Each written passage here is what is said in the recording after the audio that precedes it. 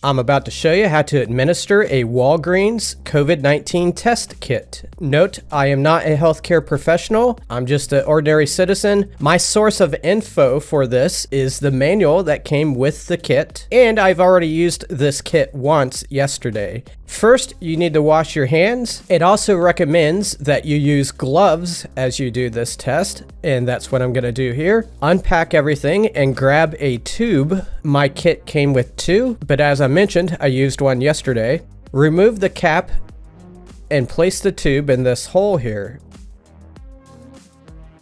Then take one of the swabs that was included and free it from the packaging without touching the cotton end of it.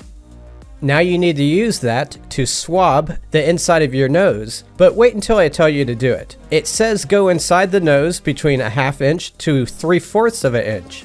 A penny is about 3/4 of an inch long, so in other words, don't go further than the length of a penny into your nose. The instructions note that if you're doing this to somebody else, wear a mask. It also says with children, you do not need to go in as far into the nostril. You will be rubbing the cotton end of the swab in a circular motion along the walls on the inside of your nose, as shown here in the instructions. It says to press firmly as you do it. After making 4 circles, do the other nostril. So go ahead and do it. Now place the cotton end of the swab into the tube, and as it touches the bottom, do a stirring motion 3 to 4 times, it says. Then let go of it for 1 minute. Don't lose track of time because the instructions say if it's there for 10 minutes, the test will not work. Once the time has elapsed, secure the tube with one hand, and with the other hand, pull the swab up slightly so that it's out of the liquid but still in the tube. Then do a circular motion against the side of the tube. You're trying to squeeze out as much liquid as possible from the cotton. You can now dispose of the swab. Then you need to open up one of the test strips, but do it carefully. Do not touch the half of it that has the arrows on it.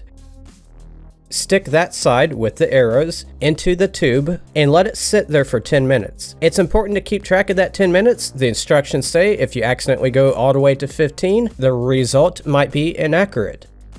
Once the time has elapsed, take the strip out and look at the area here. If you get a blue and red line, then the result is positive. You have COVID. It's important to look carefully for that red line. Sometimes it can be very faint, but as long as you can see a red line at all, along with the blue line, then it counts as a positive result. If you get just a blue line by itself, as I did here, then it's a negative result and you don't have COVID. If you get just a single red line by itself or no lines at all, the test result is invalid and you have to do another test. If this video was helpful to you, please leave a like and have a great day.